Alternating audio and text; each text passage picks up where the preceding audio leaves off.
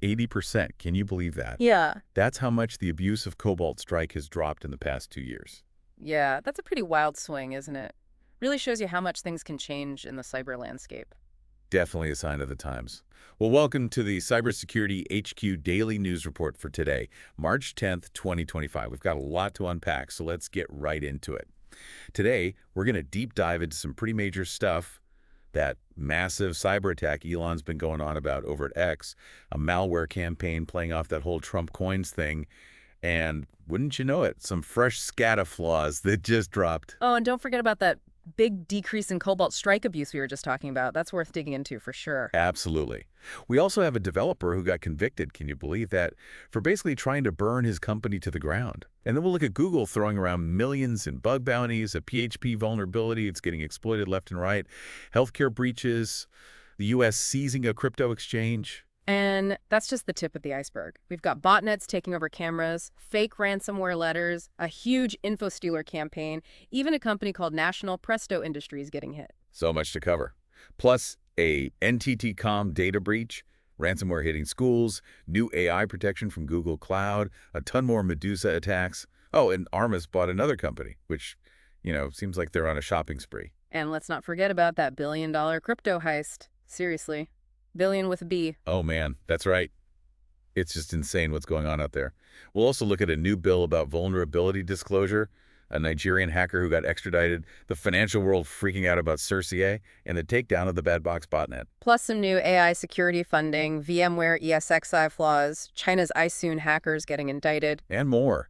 We've got the never-ending headache of patching OT systems, spec drops raking in more cash, Chinese hackers going after the IT supply chain, Iranians targeting UAE firms, North Koreans pretending to be techies on GitHub, a ransomware attack on Tata Technologies, patches for Chrome and Firefox. Breathe. And don't forget about funding for AI data leakage prevention, sanctions against a darknet marketplace admin, and the disruption of, wait for it, the 1111 bot DDoS botnet. Whew. That was a mouthful. All right, let's dive right in, starting with, you guessed it, that 80% drop in Cobalt Strike use. Okay, so you really want to understand why that happened, right? It all comes down to putting the pressure on. Back in April 2023, you might remember, Fortra, Microsoft, and Health ISAC teamed up. Their whole mission was to make it harder for the bad guys to use Cobalt Strike. Ah, right. Yeah, that makes sense. Then, to really pile on, Europol went and took down almost 600 Cobalt Strike servers in July 2024. I mean, we're talking seizing domains, sinkholing over 200 of them, the whole 9 yards. I'm seeing a pattern here. Hit them where it hurts their infrastructure. Exactly. They made it way more expensive and complicated for these guys to use Cobalt Strike. And guess what? It worked. Abuse went down, and the time they could hang out in a network before getting caught, that plummeted too. Fortra deserves some kudos for their persistence, though. They're constantly refining detection and beefing up those security controls. Oh, absolutely. Can't let up the pressure. Now, switching gears completely, we've got Elon Musk making a big fuss about a massive cyber attack on X, claiming that's what caused those massive service outages. Yeah, tens of thousands of people were reporting problems on Down Detector, app, website. The whole thing went down for quite a while. It definitely got folks talking. So naturally, everyone's jumping to conclusions about state-sponsored attacks, right? But here's the thing. A veteran cyber guy, Nicholas Reese, he's saying, hold your horses. He's skeptical. Why is that? Well, if you think about how nation-state actors operate, they're usually after long-term access, staying under the radar. They don't want to cause a big scene that attracts a ton of attention like that whole X outage. It's not their style. So maybe it's more of a statement then, some kind of message. Who knows, right? But it's definitely interesting. And remember, back in March 2023, Twitter, well, X now, had some big technical glitches too. So maybe those internal gremlins are back. Internal issues are definitely something to consider, for sure. Speaking of things that are a bit of a mystery, what's the deal with this Trump coins malware campaign? It's using ConnectWise, which is a legitimate art, right? Yeah, it's actually pretty clever. They're spoofing emails, making them look like they're from Binance. Then they dangle free Trump coins, knowing folks will jump at the chance to cash in. So it's all about exploiting the whole get-rich-quick mindset that surrounds crypto. Oh, absolutely. They're preying on trust and greed. The attackers even try to trick people into downloading a fake Binance app for Windows, hosted on a sketchy domain, binance-web3.com.ru. I mean, come on, who falls for that? people who want those Trump coins, apparently. Hmm. Got to remember, these meme coins, they're all over the place. Launched back in January 2025 on Solana, big price swings, the whole shebang. Yeah, and that volatility makes them perfect for these scams. Now, the really sneaky part is the ConnectWise RAT. It's legitimate software used for IT management, but in the wrong hands, it's a nightmare. It's like giving the attackers the keys to the kingdom. Exactly. They can steal data, plant more malware, move around your network. It's bad news. Now, let's talk about SCADA. Palo Alto Networks just dropped a bombshell, revealing some serious flaws in Iconix and Mitsubishi Electric SCADA systems. We're talking Genesis 64 and MC Work 64, right? Yeah. Big players in industrial control systems. You got it. And the flaws. We're talking DLL hijacking, messed up permissions, uncontrolled search paths, dead code. It's a whole mess. And I bet you need some kind of authentication to exploit them, which is a slight silver lining, I guess. You'd think so, right? Yeah. But once an attacker's inside an OT network, it's game over. They can use these flaws to run whatever code they want, grab more privileges, even hijack critical processes. And remember, these SCADA systems are everywhere. Energy, manufacturing, water treatment, they're the backbone of our infrastructure. Hundreds of thousands of installations worldwide. Okay, so patching is crucial, but even with the vendors releasing fixes last year, it's not always that simple. Oh, I hear ya. Updating OT systems isn't like updating your phone. There's a ton of downtime, tons of testing to make sure nothing breaks. These systems gotta run 24/7. It's a tough situation for sure. But let's get back to some good news for a sec. Remember that 80% drop in Cobalt Strike abuse we were talking about? That's a big win, right? Huge win. Proof that if we work together, we can actually make a difference. Remember that coordinated effort to take down Cobalt Strike infrastructure? Fortra, Microsoft, Health ISOC, and Europol, they all played a part. And let's not forget about seizing those 200 domains. Right. All that disruption really threw a wrench in the attackers' plans.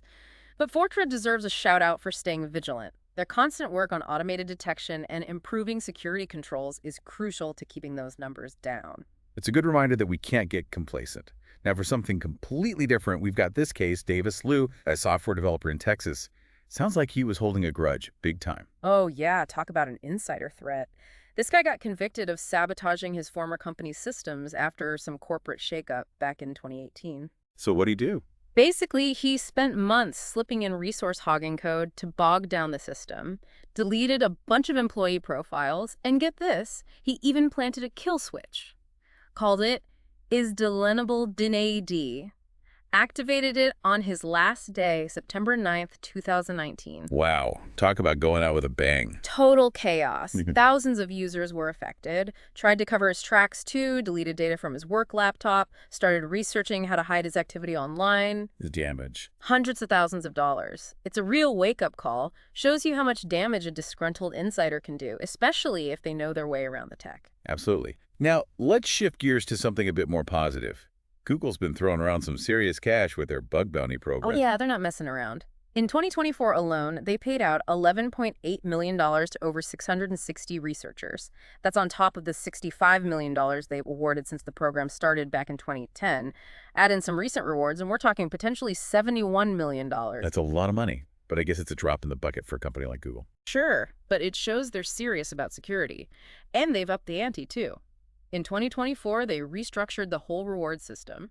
Now you can score up to $151,515 for finding flaws in their core services and cloud platform. What about Android and Chrome? Even more. Up to $300,000 for mobile app vulnerabilities, $250,000 for Chrome exploits. It's no surprise they're getting a ton of submissions, especially for critical and high-severity vulnerabilities. It's definitely a smart move to incentivize researchers to find those big flaws. Definitely. And it's paying off. They shelled out $3.3 million for Android and mobile app bugs, $3.4 million for Chrome flaws. Even had one researcher snag $100,115 for bypassing Miracle PDR mitigation. That got bumped up to $250,128 later on. Wow, that's a nice payday. You said it. And it's not just about the money. They're also running specialized bug bounty programs for cloud, abuse, and even AI. And let's not forget their bug SWAT events. Safe to say that Google is committed to this whole bug bounty thing. Absolutely. With their vulnerability rewards program turning 15 in 2025, it's clear they're in it for the long haul. And it's a win-win for everyone. Researchers get rewarded, Google gets more secure, and we all benefit. Speaking of vulnerabilities, there's one that's been making the rounds, CVE 2024-4577. It's a PHP vulnerability that's got everyone on edge. Yeah, this one's pretty nasty. It affects PHP running on Windows. Specifically, when you're using Apache and PHP CGI, it's a remote code execution flaw, and it's getting exploited all over the place. So it's a critical vulnerability, no authentication required, and it's publicly known. Bad combo. The worst. It all comes down to how Windows handles Unicode characters when it talks to PHP CGI. Sounds technical, but the bottom line is attackers can inject their own code and take over. I remember hearing about this back in June 2024 when it was first disclosed. Back then, it was mostly ransomware games using it. But now, it's everyone. Cisco even put out a warning about attacks on Japanese organizations starting in January 2025. We're talking education, entertainment, e-commerce, tech, telecom, the whole shebang. So they're using it for privilege escalation, messing with registries, planting scheduled tasks, even deploying Cobalt Strike plugins. Yep, there's even a specific Cobalt Strike plugin they're using called Taowu. And it's not just Japan. Grey Noise Intelligence has seen exploitation attempts all over the globe. US, UK, Singapore, Indonesia, Taiwan, you name it. They spotted nearly 1,100 unique attacking IPs in January 2025 alone. And over the past month, over 43% of those IPs were coming from Germany and China. And the scary part, there are public exploits available, which makes it way easier for even less skilled attackers to jump on the bandwagon. Patches are available though, right? Yeah, thank goodness. PHP versions 8.1.29, 8.2.20, and 8.3.8 have the fix.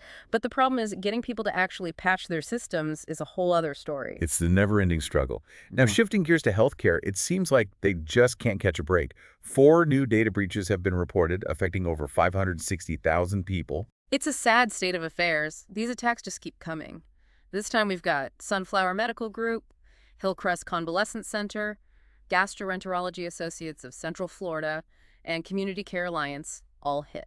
Social security numbers, medical info, financial details, it's all up for grabs. The Reseda ransomware group is claiming responsibility for a couple of these. They say they grabbed data from 400,000 people in the Sunflower Medical Group attack. The Alien ransomware is also in the mix, hitting Gastroenterology Associates. And let's not forget, Community Care Alliance got hit way back in July 2024, but they're just now figuring out the full extent of the damage. It's scary how long these investigations can take, and the numbers are just staggering. In 2024 alone, there were over 720 healthcare breaches, impacting a whopping 186 million records. It's a constant battle for the healthcare sector, that's for sure. Well, on a more positive note, the U.S. Department of Justice just landed a major blow against cybercrime. Oh yeah, this is a big one. They seized a bunch of domains connected to the Garantex cryptocurrency exchange. So they're going after the money trail, huh? Smart move. Exactly. Garantex is allegedly a haven for money laundering and sanctions violations. They claim it's been involved in transactions worth over $96 billion since April 2019. They say it's been used by some of the biggest ransomware gangs out there, like Conti and Hydra. Yep. And they're not just going after the platform. They also indicted 2 key players, Alexei Bashokov, a tech admin, and Alexander Miraserda, a co-founder and CCO. So they're holding individuals accountable too. I like it. Me too. And this was a global effort.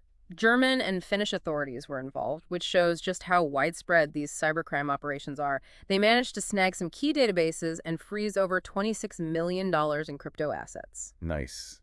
But how did Garantex stay under the radar for so long? Well, it seems they were playing a pretty clever game, constantly changing wallet addresses and trying to stay one step ahead. But it all came crashing down. They even lost their Estonian operating license back in February 2022. So it seems like justice is finally being served. Hopefully it sends a message to other shady exchanges out there. Now, on the topic of vulnerabilities, CISA just dropped a warning about a 0-day flaw in Edimax IP cameras. Specifically, the IC7100 model. I've seen those everywhere. Yeah, they're pretty popular. And this flaw, CVE 2025-1316, it's a command injection vulnerability. That means attackers can remotely take control of the cameras. Yikes. No authentication required, I'm guessing? Nope. And get this, Akamai says it's been actively exploited since last fall by multiple Mirai-based botnets. So they're using default credentials to get in and then planting Mirai malware. That's just classic botnet behavior. Unfortunately, yes. But here's the kicker. Edimax is saying they're not going to patch it. Right. They're calling these cameras legacy products, and they've basically washed their hands of them. That's a huge problem. Yeah. These cameras are used in businesses all over the world. They could be a backdoor into all sorts of networks. It's a serious situation. And even though it's actively being exploited, CISA hasn't added it to their known exploited vulnerabilities catalog yet. Hopefully that changes soon. Now for a strange one. The FBI is warning about fake ransomware letters being sent through snail mail. Yeah, you heard that right. Snail mail. Apparently, they're targeting U.S. execs, especially in healthcare. The letters claim to be from the Bianlian ransomware gang and demand a ransom of, get this, $250,000 to $500,000. They're even using QR codes to direct victims to a Bitcoin wallet. It's like they took a page out of a 90s hacker movie. They've got all the bells and whistles, too. Time-sensitive read immediately stamps, a fake Boston return address, American flag forever stamps. They're really going all out. And some letters even include compromised passwords, which is probably just to freak people out even more. But here's the thing. There's no evidence to suggest that Bianlian is actually behind this. Right. The FBI thinks it's just a scam trying to trick people into paying up without actually having any data stolen. So it's all about social engineering, exploiting people's fear. Exactly. It's a good reminder to never take these things at face value and to always verify any demands through official channels. Always think before you click, or in this case, before you pay. Wise words. Well, speaking of scams, Microsoft has uncovered a massive info stealer campaign that's infected over 1 million devices. 1 million? That's huge. It's bad. They're calling it Storm 0408, and it all starts with malvertising on illegal streaming sites. Ah, so they're targeting people who are already taking risks. Clever. Exactly. The users get redirected to malware hosted on, get this, legitimate platforms like GitHub, Discord, and Dropbox. They're using those trusted sites to hide in plain sight. Yep. And the malware itself is pretty sophisticated. It starts with a dropper that gathers system info before deploying additional payloads. They're dropping info stealers like Luma and Denarium, the net support RMM tool, and all sorts of nasty scripts. And to make matters worse, they're using LOL bins and custom scripts for their command and control and data exfiltration. They're even using digitally signed payloads to try and slip past security checks. Thankfully, Microsoft revoked 12 of those certificates. Yeah. But it's still a major concern. They released a ton of technical info and IOCs to help folks detect and fight this thing. Hopefully that helps mitigate the damage. Now, switching gears to another company that's been hit, National Presto Industries, a manufacturer of small appliances and, get this, defense products, reported a cyber attack on March 1st. Defense products. That's a little unnerving. Right. They had to file a report with the SEC saying their systems were down big time, activated their incident response team, called the cops, the whole shebang. So they're taking it seriously. What do we know about the impact so far?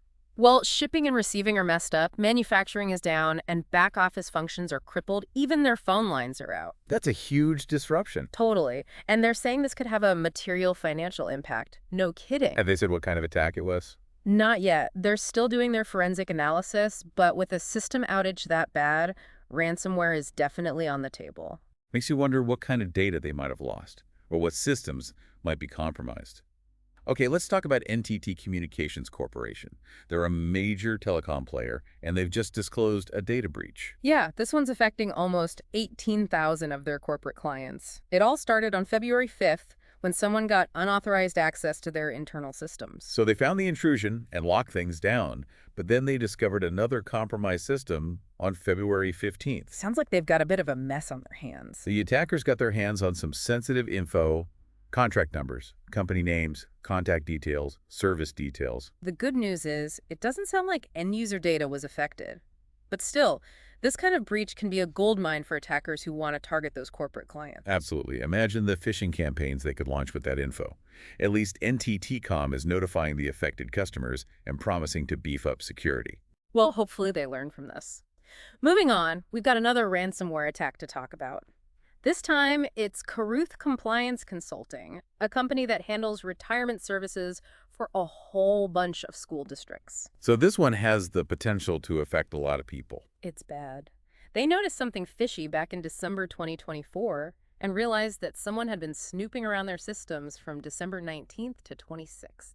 And of course, they stole a bunch of sensitive data names, social security numbers, financial and medical billing info, W-2 forms, tax filings, the works. The SCADA ransomware group is claiming responsibility. They say they have 469 gigabytes of data and are threatening to leak it all. Ugh, those guys are relentless. So Caruth Compliance Consulting is offering credit monitoring to those affected, but they're still trying to figure out who exactly was impacted. It's a mess. Reports from Maine say that over 20,000 people connected to schools there have been affected. Coming so soon after that power school breach, it really makes you worry about the security of the entire education sector. Absolutely. It's a reminder that third-party vendors can be a huge liability. You got to vet their security practices thoroughly. So shifting gears to something a bit more innovative, Google Cloud just announced a new platform called AI Protection.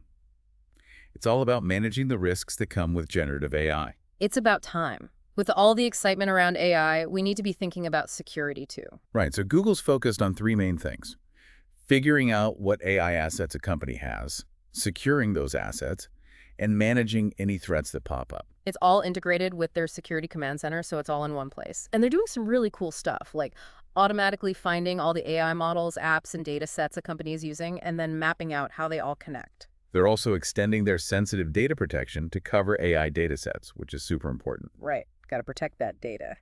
And they've got virtual red teaming to find any dangerous combos of prompts and data that could lead to some bad outcomes. They're also tackling prompt injection attacks and model jailbreaks with their Model Armor feature. Plus, they've got all the usual security stuff: RBAC, indecent content filtering, malicious URL detection, DLP. And of course, they're using threat intelligence from both Google and Mandiant to detect and respond to threats. So it sounds like a pretty comprehensive platform. It really does. And it's not just about security. They're also focused on compliance, making sure companies can use AI responsibly and follow all the rules. Makes sense. It seems like Google's really trying to position themselves as the go-to cloud provider for companies who want to use AI securely. Well, they've definitely got a good head start. Now, unfortunately, we have to talk about another ransomware group that's been making headlines: Medusa. Those guys are a pain. Symantec says their attacks have more than doubled in the first 2 months of 2025 compared to last year. They're operating as a RAS, right? Yep, ransomware as a service. And they're not shy about using double extortion tactics. Steal your data, encrypt your systems, and then threaten to leak everything unless you pay up. Their leak site has almost 400 victims listed already. And their ransom demands are crazy. They're asking for anywhere from $100,000 to $15 million. It's like they're playing a game of how much can we squeeze out of them. Right, and it seems like they're filling the gap left by other ransomware groups that have been disrupted by law enforcement. Symantec says they saw a 42% jump in Medusa activity between 2023 and 2024, so they're definitely growing. They're targeting unpatched systems like Microsoft Exchange Server, VMware, ESXi, Mirth Connect. They've even been known to hijack legitimate accounts to get in. And they're using all sorts of tools to move around a network and steal data. AnyDesk, Mesh Agent, PDQ Deploy, you name it. They're also using those LOL bins, which makes them harder to detect. They're a real threat, that's for sure. Absolutely. And they're getting more sophisticated all the time. Symantec even reported a hands-on keyboard attack on a U.S. healthcare organization back in January. That means they're getting more involved, more hands-on after the initial infection. So it's not just a smash and grab operation anymore. They're really digging in. It's scary stuff, and it shows that we can't let our guard down for a second. These Ray-S gangs are constantly evolving, and we need to be ready for them. Well, let's talk about some acquisitions. Arma Security has acquired yet another company, Otorio, which focuses on OT and CPS security. Seems like Armis is on a roll. They've been snapping up companies left and right. This deal is reportedly worth somewhere between $120 and $150 million, which gives you an idea of how much they're investing in this space. Otorio is a big player in securing industrial environments. They've got a strong presence in oil and gas, utilities, manufacturing, all the critical infrastructure sectors. And they're experts in protecting those air-gapped systems, Right. which is super important in OT environments. Right, and this acquisition is all about giving Armis a stronger foothold in that market. It's their third acquisition in just a year. They're definitely on a mission to be the leader in OT security. For sure. And with that recent $200 million funding round that gave them a $4.2 billion valuation, they've got the cash to keep growing. There's even talk of an IPO on the horizon. Interesting. Speaking of big money, we've got to talk about that $1.4 billion cryptocurrency heist. Man, that's just mind-boggling. It's being pinned on the Lazarus Group, a North Korean hacking crew. Their target was Bybit, specifically their Ethereum cold wallet. And they use every trick in the book to pull it off: social engineering, stolen AWS credentials, MFA bypasses, even a malicious JavaScript file. They went after a developer with admin rights, tricking him with a fake open-source project hosted on Docker. Once they had access to his workstation, they stole his AWS tokens, which gave them persistent access to Bybit's systems. Then they replaced a legitimate JavaScript file in Bybit's cold wallet system, which allowed them to redirect funds during high-value transactions. Talk about a sophisticated operation. Absolutely. And they were quick to cover their tracks, converting the stolen crypto into Bitcoin and scattering it across thousands of addresses. The FBI believes this is connected to Trader, another North Korean APT group. It's a good reminder that nation-state actors are still a major threat in the cyber world. Absolutely. They've got the resources and the motivation to pull off these massive heists. Speaking of resources, the U.S. House just passed a new bill all about vulnerability disclosure policies. Oh, yeah. The Federal Contractor Cybersecurity Vulnerability Reduction Act of 2025. It's a mouthful, but basically it requires federal contractors to have a VDP, a vulnerability disclosure policy, in place. So it's all about making it easier for people to report vulnerabilities responsibly. Exactly, and it's got to be consistent with NIST guidelines. The Office of Management and Budget is working with CISA, ONCD, and NIST to make sure it all lines up. They've even got a similar requirement in place for defense contractors. It makes sense. We need to make it as easy as possible for people to report security flaws. Absolutely. Now let's talk about Matthew Akande. He's a Nigerian national who was just extradited to the U.S. He's been accused of hacking U.S. tax preparation firms, stealing personal data, and filing fraudulent tax returns. They caught him in the UK back in October 2024, and now he's facing charges here. Apparently, he was working with Kehinde H. Oyetunji and others to pull this off. They were using phishing and hacking to target firms in Massachusetts, even deploying the Warzone RAT to gain access. Their goal was to steal personal info and tax data so they could file fake returns. They filed over 1,000 fraudulent returns between 2016 and 2021. They were aiming to get $8.1 million, but they only managed to get $1.3 million. Still, that's a significant amount of money. And they were sending those funds to Mexico to try and cover their tracks. It's a classic cybercrime operation. And Oyetunji already pleaded guilty back in December 2022. So hopefully Akande will face justice too. Speaking of facing scrutiny, a bunch of financial organizations are urging CISA to rethink how they're implementing CIRCA. Right. The Cyber Incident Reporting for Critical Infrastructure Act, it's a big deal. It requires companies to report major cyber incidents within 72 hours and ransomware payments within 24. CISA's proposed rules are set to take effect in October 2025.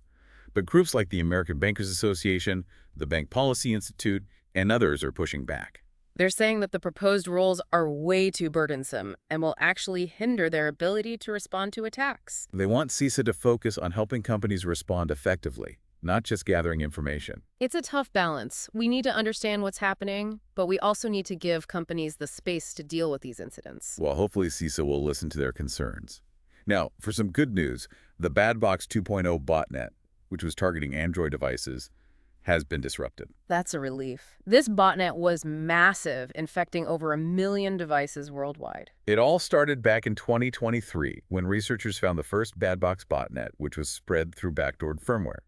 Then, in December 2024, German authorities managed to sinkhole about 30,000 infected devices. But then they found an even bigger botnet shortly after Badbox 2.0. It was targeting cheap Android devices from Chinese manufacturers.